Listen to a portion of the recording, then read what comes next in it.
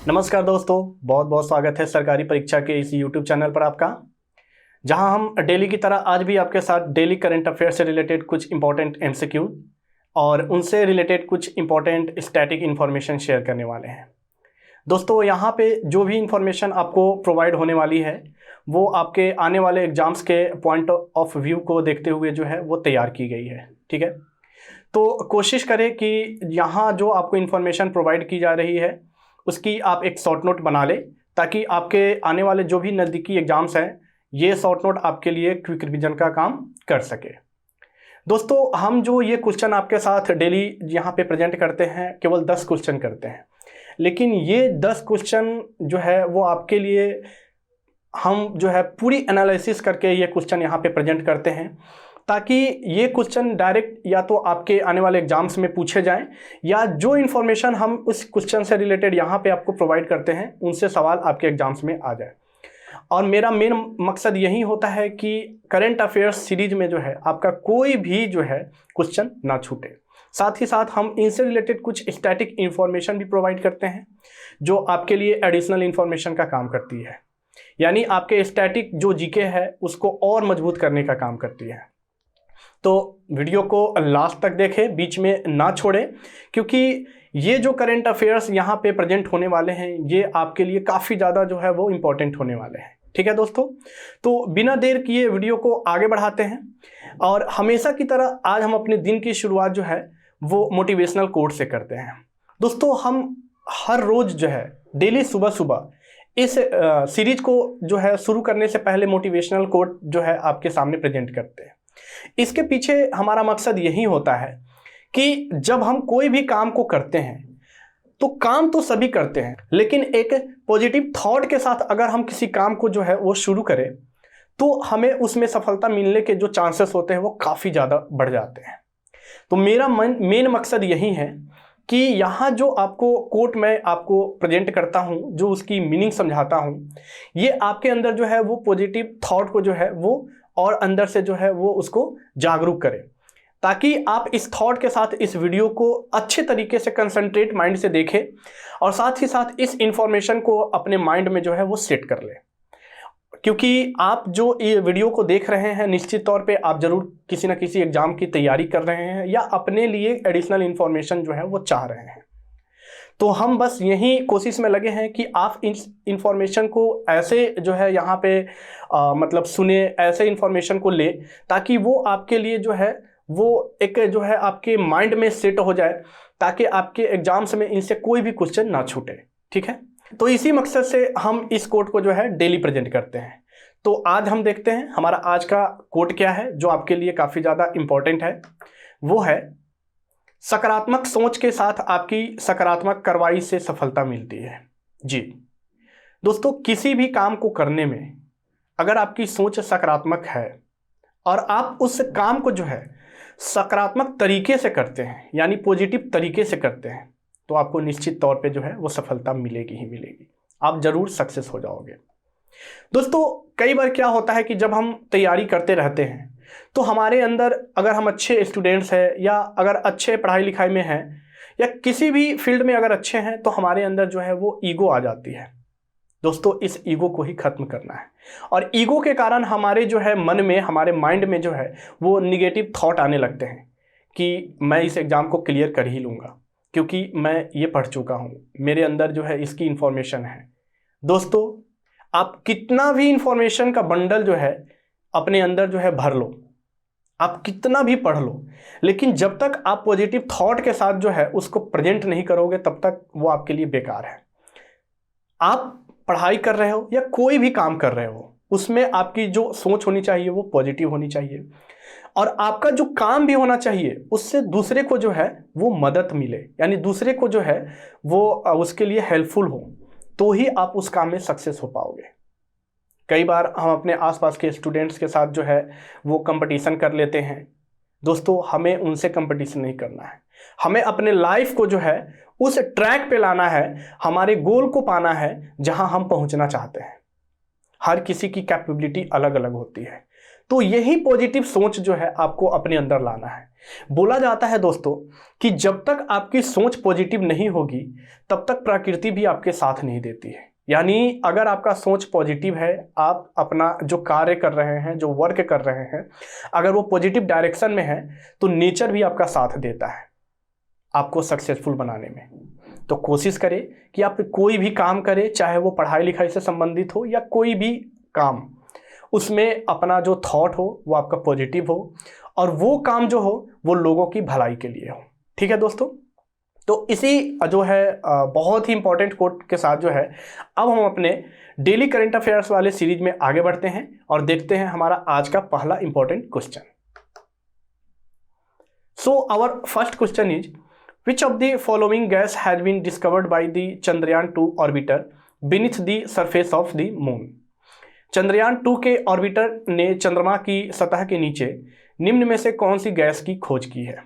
दोस्तों ये डिस्कवरी से रिलेटेड क्वेश्चन है जो कि काफ़ी ज़्यादा इंपॉर्टेंट है, क्योंकि यहाँ पे बहुत सारे चीज़ों की चर्चा की गई है। चंद्रयान-2 की चर्चा की गई है, ऑर्बिटर की चर्चा की गई है और एक ऐसे गैस की चर्चा की गई है जिसकी अभी हाल ही में वहाँ पे डिस्कवरी हुई है। तो आपको उसी गैस के बारे में बताना है कि किस गैस की जो है वो खोज की गई है। हमारे ऑप्शन है, option A oxygen, option B nitrogen, option C argon 40, option D radon. तो हम सबसे पहले जो है वो राइट आंसर देख लेते हैं, फिर इसकी डिटेल्स जानते हैं। हमारा जो राइट आंसर है वो है ऑर्गन 40। जी दोस्तों, ऑर्गन 40 को जो है चंद्रयान-2 के ऑर्बिटर के द्वारा जो है चंद्रमा की सतह के नीचे जो है इस गैस की खोज की गई है। ये एक इनर्ट गैस है, यानी कि जिसे हम नोबल गैस भी बोलते हैं। आपने शायद पढ़ा होगा, इनर्ट गैस ऐसा गैस होता है जो किसी भी अदर गैस के साथ जो है वो रिएक्शन नहीं करता है, यानी इसकी ऑक्टेट जो होती है वो कंप्लीट होती है। ये इसी कारण जो है दूसरे गैस के साथ जो है रिएक्शन नहीं करता है। तो इस गैस की जो है अभी हाल ही में जो है वो चंद्रयान-2 का जो पार्ट है ऑर्बिटर, उसके द्वारा जो है वहाँ चंद्रमा के सतह के नीचे जो है इसकी खोज की गई है। दोस्तों इस गैस के खोज होने के बाद जो है वो चंद्रमा का अध्ययन और चंद्रमा के बारे में और भी अधिक जानकारी हमें मिल सकती है। अगर हम यहाँ पे चंद्रयान-2 की बात करें तो शायद आपको याद होगा कि 2019 में जो है इस मिशन को लॉन्च किया गया था, जिसमें इसके चंद्रयान-2 के जो पार्ट थे वो 3 थे। कौन कौन? लैंडर थे, रोवर थे और ऑर्बिटर थे, यानी 3 पार्ट थे। लेकिन अफसोस की बात यह है कि लैंडर और रोवर जो है वो सही से जो है अपना मिशन कंप्लीट नहीं कर पाए, वो दुर्घटनाग्रस्त हो गए। लेकिन खुशी की बात इस चीज़ की है कि ऑर्बिटर ने जो है वो जो मून का जो ऑर्बिट है उसमें ये जो है सेटल हो गया, यानी उस ऑर्बिट को इन्होंने जो है वो सक्सेसफुल इस मून के ऑर्बिट में जो है ये सेट हो गया। तो इसी ऑर्बिटर ने जो है स्पेक्ट्रोग्राफिक टेक्निक की मदद से जो है ऑर्गन 40 गैस की जो है वो खोज की है और पता चला है कि ये जो गैस है ये चंद्रमा के सतह के नीचे मौजूद है। ये काफ़ी बड़ी उपलब्धि है वैज्ञानिकों के लिए, क्योंकि इससे क्या होगा कि चंद्रमा के बारे में और अधिक हमें जानकारी मिल पाएगी। दोस्तों चंद्रयान-2 का जो है वो लॉन्चिंग जो है वो मिशन जो है हो चुका है और हमारा चंद्रयान-3 पे जो है वो वर्क भी किया जा रहा है और बहुत जल्द ही चंद्रयान-3 मिशन जो है वो लॉन्च होगा। ठीक है, तो ये काफ़ी सारा इंफॉर्मेशन मैंने आपको इन सब चीज़ों से रिलेटेड आपको प्रोवाइड कर दिया है। आप इस इंफॉर्मेशन को जो है एक शॉर्ट नोट के तौर पे जो है इसे बनाते चले। ठीक है, अब बढ़ते हैं, देखते हैं हमारा अगला क्वेश्चन। सो हमारा जो अगला क्वेश्चन है वो है, how many women have been honoured with the Nari Shakti award by president Ramnath Kovind? राष्ट्रपति रामनाथ कोविंद द्वारा कितनी महिलाओं को नारी शक्ति पुरस्कार से सम्मानित किया गया है? दोस्तों अभी हाल ही में ये पुरस्कार जो है महिलाओं को दिया गया है। तो ये कितनी महिलाओं को जो है राष्ट्रपति जी ने जो है इस पुरस्कार से सम्मानित किया है, यही हमारा सवाल है। और हमारे जो ऑप्शन है वो है 27, 28, 29 या 35। तो सही आंसर जानते हैं और उसके बारे में उसकी जानकारी भी जानते हैं। इसका जो सही आंसर है वो है 29। जी, अभी हाल ही में जो है वो नारी शक्ति पुरस्कार से जो है 29 महिलाओं को सम्मानित किया गया है। जी, ये महिलाएं जो हैं ये अलग अलग फील्ड से बिलोंग करती है और अलग अलग क्षेत्र से भी बिलोंग करती है। ये महिलाएं एंटरप्रेन्योरशिप से भी हैं, ये महिलाएं एग्रीकल्चर के फील्ड से भी है, ये महिलाएं एजुकेशन के फील्ड से भी हैं, ये महिलाएं जो है वो सोशलिस्ट फील्ड से भी हैं, ये महिलाएं इनोवेशन के फील्ड से भी हैं। तो अलग अलग फील्ड से जो है वो अलग अलग महिलाओं को जो है नारी शक्ति पुरस्कार से सम्मानित किया गया है साल 2020 और 2021 के लिए। ठीक है, इसे अभी हाल ही में 8 मार्च 2022 को जो है प्रेसिडेंट के द्वारा दिया गया है।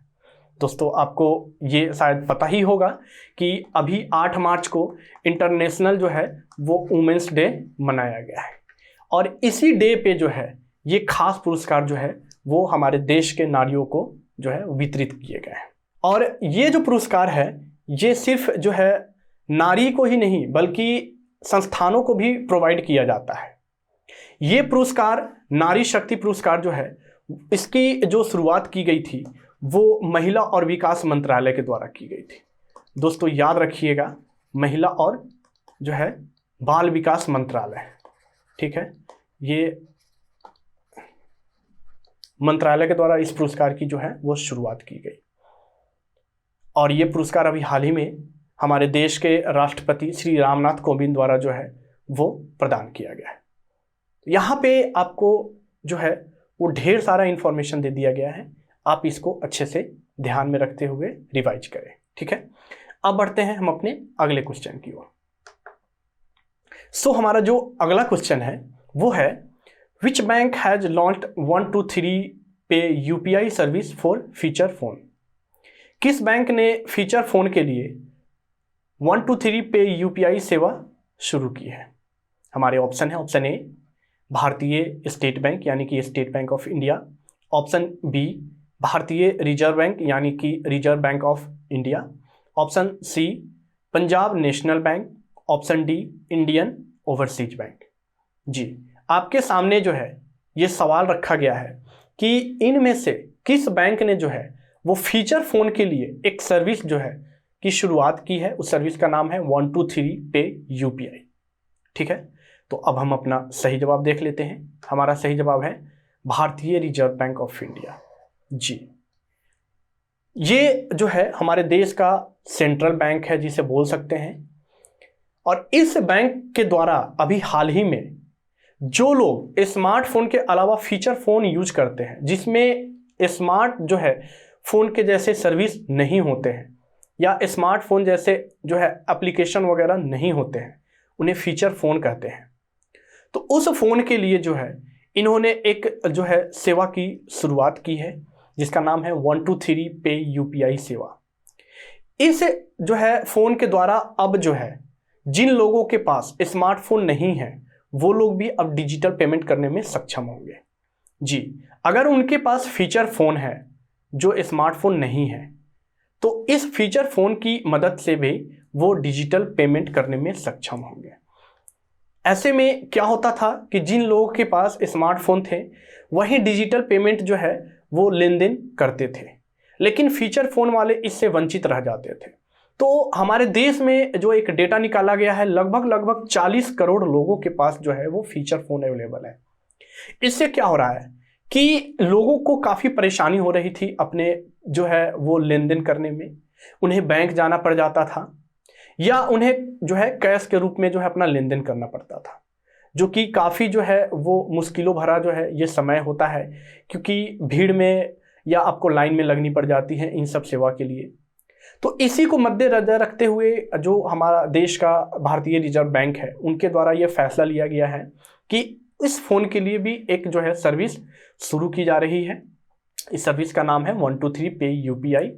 अब जिन लोगों के पास फीचर जो है फोन है अब वो भी डिजिटल पेमेंट कर सकते हैं, उन्हें भी अब लाइन में लगने की ज़रूरत नहीं है या कैश जो है वो देने की ज़रूरत नहीं है। जहाँ पे डिजिटल पेमेंट का अगर मोड है, जहाँ पे डिजिटल पेमेंट का अगर उन्हें जो है व्यवस्था की गई है वहाँ वो फीचर फ़ोन के थ्रू जो है ये कर सकते हैं। ठीक है, बहुत ही इंपॉर्टेंट क्वेश्चन है, इस क्वेश्चन को जरूर याद रखें। आगे बढ़ते हैं, देखते हैं हमारा नेक्स्ट क्वेश्चन। हमारा जो नेक्स्ट क्वेश्चन है वो है, who has won the Cattolica international open chess championship title. Cattolica international open शतरंज चैंपियनशिप का खिताब किसने जीता है? जी, ये एक जो है शतरंज का चैंपियनशिप है और इसके विनर के नाम हमें बताने हैं। हमारे ऑप्शन है, option A R Praggnanandhaa, option B Pranav Anand, option C S L. Narayanan, option D Akshat Khampariya. तो हम अपना सही जवाब देख लेते हैं। हमारा सही जवाब है एस.एल. नारायणन। जी, एस.एल. नारायणन एक चेस प्लेयर हैं और इन्होंने अभी हाल ही में कैटोलिका इंटरनेशनल ओपन शतरंज चैंपियनशिप का खिताब जो है वो अपने नाम कर लिया है। अगर हम इसके, ये तो विनर की बात हो रही है कि इसके विनर हैं, अगर हम इसके रनर की बात कर ले तो इसके रनर जो थे वो थे आर प्रज्ञानंद जी। ये दोनों जो है हमारे भारत देश के ये शतरंज के ग्रैंड मास्टर कहे जाते हैं जी। तो अगर हम बात करें एस.एल. नारायणन की, तो इन्हें 2015 में इन्होंने ग्रैंड मास्टर का खिताब अपने नाम किया था और ये देश के 41st ग्रैंड मास्टर है, यानी 41वां जो है इन्हें ग्रैंड मास्टर का खिताब वो दिया गया है। ठीक है, और इन्होंने अभी जो है हाल ही में कैटोलिका इंटरनेशनल ओपन शतरंज चैंपियनशिप का भी खिताब जो है अपने नाम कर लिया है। दोस्तों, शतरंज जो है वो एक ऐसा खेल होता है जिसमें उम्र की सीमा नहीं होती है। कई बार ऐसा होता है कि छोटे उम्र के जो बच्चे होते हैं वो बड़े उम्र के जो ग्रैंड मास्टर होते हैं उन्हें भी मात दे देते हैं, और ऐसा ही हुआ है। हमारे भारत देश के बहुत ही जो है यंग जो है चेस के प्लेयर, उन्होंने ऑनलाइन चेस चैंपियनशिप में देश के यानी दुनिया के सबसे बड़े ग्रैंड मास्टर को भी हरा दिया है, और शायद इसके बारे में आपको पता होना चाहिए। अगर आपको इनका नाम मालूम है तो आप हमें कमेंट बॉक्स में जरूर बताएं। अगर हम जो है इस चैंपियनशिप की बात कर ले तो ये भी जो है बहुत बड़ी चैंपियनशिप होती है जिसमें अलग अलग देशों के जो है वो चेस प्लेयर पार्टिसिपेट करते हैं। ठीक है, और यहाँ पे आपको जो भी नाम दिख रहे हैं जैसे आर प्रज्ञानंद, इनके बारे में तो मैंने अभी बताया कि ये रनर रहे।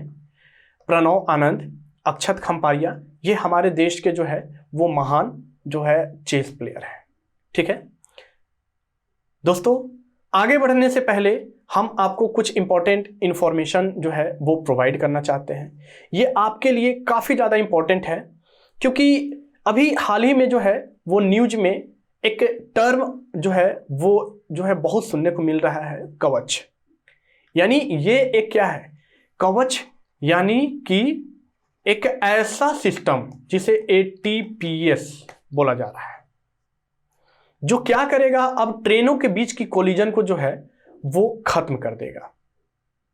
तो इसकी जो वीडियो है वो बहुत जल्द जो है हमारे साइट पे आने वाली है।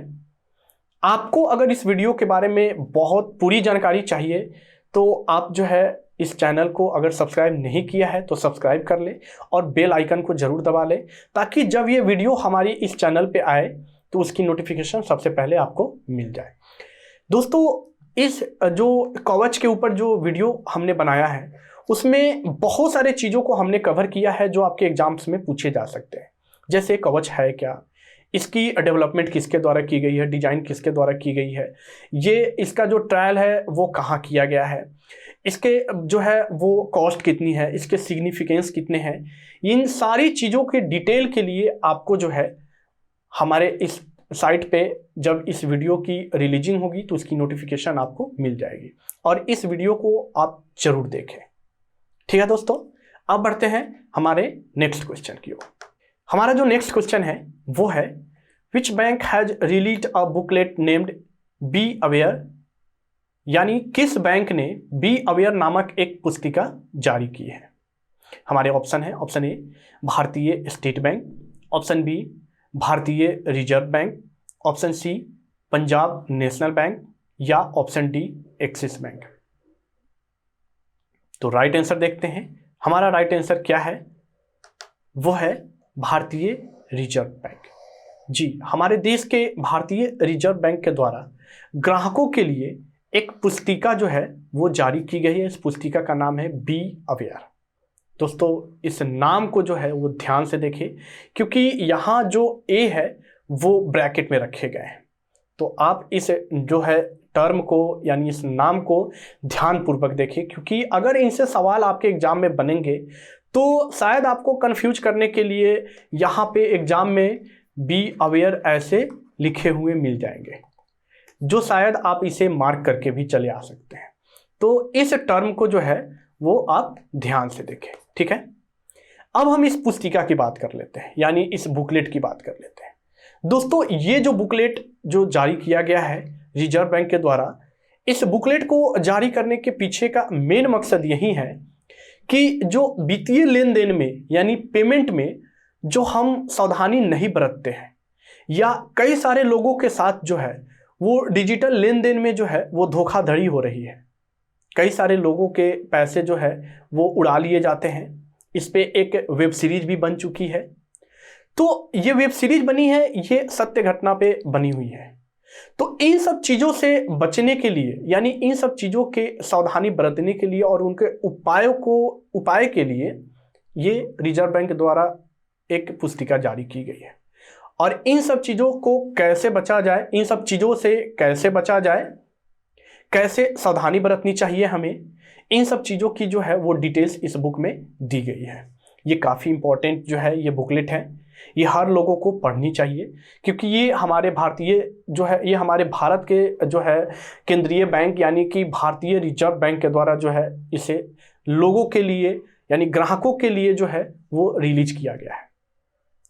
अगर इस बुक को हम पढ़ते हैं तो शायद हम जो फ्रॉड होते हैं डिजिटल पेमेंट में उससे बच सकते हैं। अगर हम इनके कहे हुए जो है जो भी इनके रूल्स रेगुलेशन है या जो भी ये स्टेप्स बता रहे हैं उनको फॉलो करें तो जरूर बच सकते हैं, ठीक है। बहुत इंपॉर्टेंट क्वेश्चन है, इसको आप जरूर ध्यान में रखें, ठीक है। अब बढ़ते हैं हम अपने नेक्स्ट क्वेश्चन की ओर। Where is India new super computer Param Ganga installed? Bharat का नया सुपर कंप्यूटर परम गंगा कहाँ स्थापित किया गया है? हमारे ऑप्शन है, option A IIT Bengaluru, option B IIT Kharagpur, option C IIM Ahmedabad, option D IIT Roorkee. तो हमें ये बताना है कि जो भारत का नया सुपर कंप्यूटर है जिसका नाम परम गंगा है, उसे कहाँ पे जो है स्थापित किया गया है, कहाँ पे इंस्टॉल किया गया है। ऑप्शन तो हमने बता दिए, अब हम अपना राइट आंसर जानते हैं। हमारा राइट आंसर है ऑप्शन डी आईआईटी रुड़की। जी, Indian institute of technology Roorkee में अभी हाल ही में भारत का नया सुपर कंप्यूटर परम गंगा का इंस्टॉलेशन किया गया है। दोस्तों, सुपर कंप्यूटर एक ऐसा कंप्यूटर होता है जिसकी जो अगर हम ऑपरेशन की बात करें तो इसकी अगर ऑपरेशन पर सेकंड देखें तो ये नॉर्मल कंप्यूटर की तुलना में काफ़ी ज़्यादा फास्ट होता है। इस सुपर कंप्यूटर को आईआईटी रुड़की में इंस्टॉल करने से क्या होगा कि आईआईटी रुड़की की जो भी रिसर्च एक्टिविटी होगी उसमें बूस्टिंग होगी, वो काफ़ी तेज़ी से हो सकते हैं, काफ़ी तेज़ी से होने लगेंगे, क्योंकि इसकी जो ऑपरेटिंग जो मतलब पर सेकेंड है वो काफ़ी ज़्यादा फास्ट है। दोस्तों, यहाँ पे सुपर कंप्यूटर की बात हो रही है तो हमारे देश में कई सारे सुपर कंप्यूटर का निर्माण किया जा चुका है, और सुपर कंप्यूटर को हमारे देश में जो शुरुआत की थी उनका नाम है डॉक्टर विजय पी भटकर। बहुत इंपॉर्टेंट नाम है। इनके द्वारा हमारे देश में जो है वो सुपर कंप्यूटर की इनिशिएटिव की गई। अब अगर बात करें कि हमारे देश का सबसे जो फास्टेस्ट जो है वो सुपर कंप्यूटर कौन है, उसका नाम क्या है, तो उसका नाम है परम प्रवेज्ञा। अभी हाल ही में ये न्यूज में थी, क्योंकि इसे जो है कहाँ इंस्टॉल किया गया है, IISc बेंगलुरु में। जी, काफ़ी इंपॉर्टेंट है, क्योंकि ये हमारे देश का अब तक का सबसे फास्टेस्ट सुपर कंप्यूटर है। हमारे देश में कई सारे सुपर कंप्यूटर बन चुके हैं और उन्हें अलग अलग जगह इंस्टॉल भी किया जा चुका है। ठीक है, तो यहाँ पे आपको सुपर कंप्यूटर से रिलेटेड जो है इंफॉर्मेशन आपको दी गई है, आप इसको नोट जरूर कर लें। ठीक है दोस्तों, अब आगे बढ़ते हैं, देखते हैं हमारा नेक्स्ट क्वेश्चन। सो हमारा क्वेश्चन है, Which country has recently launched second military satellite Noor-2 into orbit? हाल ही में किस देश ने दूसरा सैन्य उपग्रह Noor-2 का कक्षा में प्रक्षेपण किया है? हमारे ऑप्शन है, option A Pakistan, option B Iraq, option C Iran, option D Indonesia. तो हम अपना सही जवाब जानते हैं। हमारा सही जवाब है ऑप्शन सी ईरान। जी, ईरान देश के द्वारा जो है वो अभी हाल ही में जो है वो मिलिट्री सैटेलाइट Noor-2 का जो है वो लॉन्चिंग किया गया है। ये जो मिलिट्री सैटेलाइट Noor-2 है, ये लो अर्थ ऑर्बिट में इसका जो है वो लो अर्थ ऑर्बिट में इसका लॉन्चिंग किया गया है। यानी इसको जो फिक्स किया गया है वो धरती से जो है वो ज़्यादा हाइट पे नहीं, कम हाइट पे फिक्स किया गया है। और ये एक तरह का मिलिट्री सैटेलाइट्स है जो मिलिट्री को हर एक तरह की जानकारी जो है वो प्रदान करने में सक्षम है। इससे पहले अप्रैल 2020 यानी अप्रैल 2020 में ईरान ने जो है नूर का पहला फेज लॉन्च किया था, Noor-1। ठीक है, और अभी जो है उसने इसका सेकेंड जनरेशन यानी Noor-2 को लॉन्च किया है। ये दोनों के दोनों मिलिट्री सैटेलाइट्स हैं। तो अभी तक जो है ईरान के द्वारा 2 मिलिट्री सैटेलाइट को लॉन्च किया गया है। ठीक है, बहुत ही इंपॉर्टेंट है, इसको जरूर ध्यान में रखें। अब बढ़ते हैं हम अपने नेक्स्ट क्वेश्चन की ओर। सो हमारा अगला सवाल है, where has India's first 100% women owned industrial park inaugurated? Bharat के पहले 100% महिलाओं के स्वामित्व वाले औद्योगिक पार्क का उद्घाटन कहाँ किया गया है? हमारे ऑप्शन है, option A Hyderabad, option B Bengaluru, option C Delhi या ऑप्शन डी मुंबई। तो हम अपना सही जवाब जानते हैं। हमारा सही जवाब है ऑप्शन ए हैदराबाद। जी, हैदराबाद में अभी हाल ही में जो है वो भारत का पहला 100% जो है वो महिलाओं के द्वारा जो है संचालित होने वाला या महिलाओं के स्वामित्व वाले बोल सकते हैं औद्योगिक पार्क का उद्घाटन किया गया है, यानी इंडस्ट्रियल पार्क का उद्घाटन किया गया है। दोस्तों, इंडस्ट्रियल पार्क एक ऐसा पार्क होता है जहां पे इंडस्ट्री से रिलेटेड जो है वो एलोकेशन की जाती है, प्लानिंग की जाती है या इंडस्ट्री से संबंधित हर एक प्रक्रिया की जाती है। तो इस पार्क को अभी जो है यानी ये जो पार्क है ये 100% महिला के द्वारा जो है वो ऑपरेट किया जाएगा और इस पार्क को अभी हाल ही में हैदराबाद में शुरू किया गया है। यानी कि इस पार्क को लगभग 25 जो है वो वुमेन के द्वारा ऑपरेट किया जाएगा। और ये जो पार्क है, ये इंडस्ट्रियल पार्क, ये पार्क जो है 50 एकड़ में बनाए जा रहे हैं। इस पार्क को जो है वो FLO द्वारा जो है वो प्रमोट किया जा रहा है और साथ ही साथ जो है तेलंगाना गवर्नमेंट भी इसके प्रमोशन में जो है वो पीछे नहीं है, जबकि तेलंगाना गवर्नमेंट ने भी जो है इसके प्रमोशन में वो काफ़ी बढ़ चढ़कर हिस्सा लिया है। यहाँ पे आपको दिमाग में सवाल उठ रहा होगा, FLO मतलब होता है कि फिक्की लेडीज ऑर्गेनाइजेशन। जी, यानी कि इस पार्क को जो मतलब लोगों के बीच लाने यानी इस पार्क की देख रेख यानी इस पार्क को प्रमोट करने का काम जो है वो FLO को द्वारा किया जा रहा है। ठीक है, इस पार्क की अगर हम बजट कर ले तो 250 करोड़ जो है इस पार्क की बजट रखी गई है। ठीक है, और इस पार्क में अगर हम बात कर ले तो लगभग 16 ऐसे जो है अलग अलग ग्रीन कैटेगरी के इंडस्ट्री जो है वो उसके यूनिट जो है इसमें इस्टेब्लिश्ड किए गए हैं। यानी 16 प्रकार के जो है अलग अलग कैटेगरी के इंडस्ट्री यहाँ पे जो है वो उसकी शुरुआत की गई है।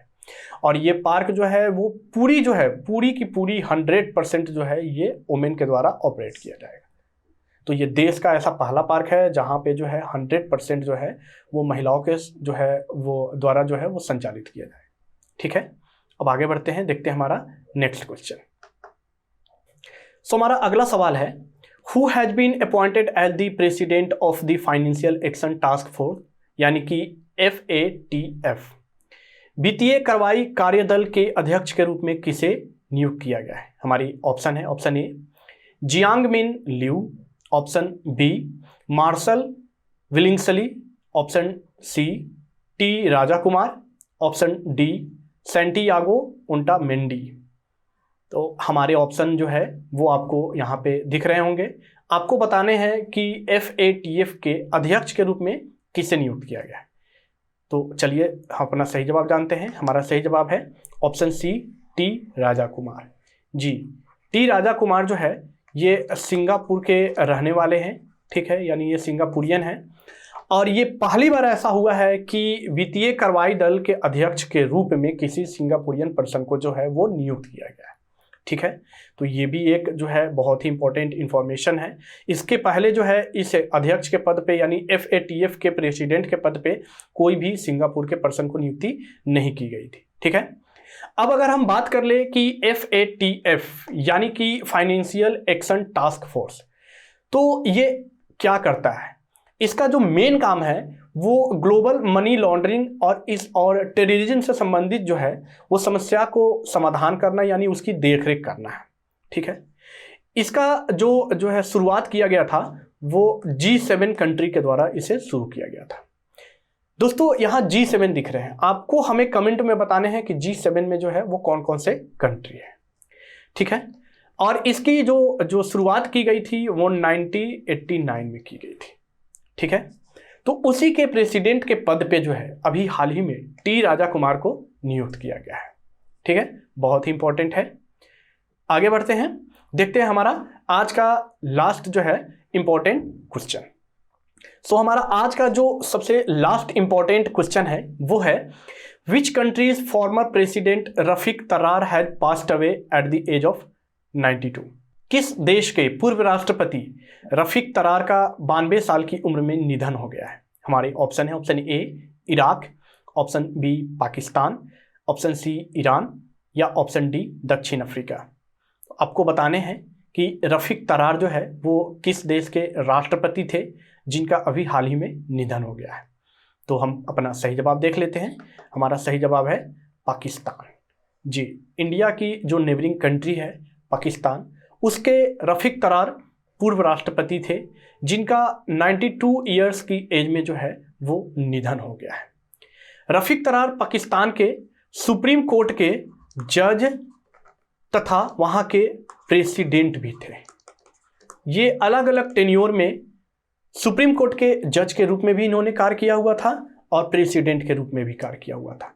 अगर सुप्रीम कोर्ट के जज की बात कर ले तो इन्होंने 1991 से 1994 तक जो है ये पाकिस्तान के सुप्रीम कोर्ट के जज के रूप में इन्होंने कार्य किया हुआ था।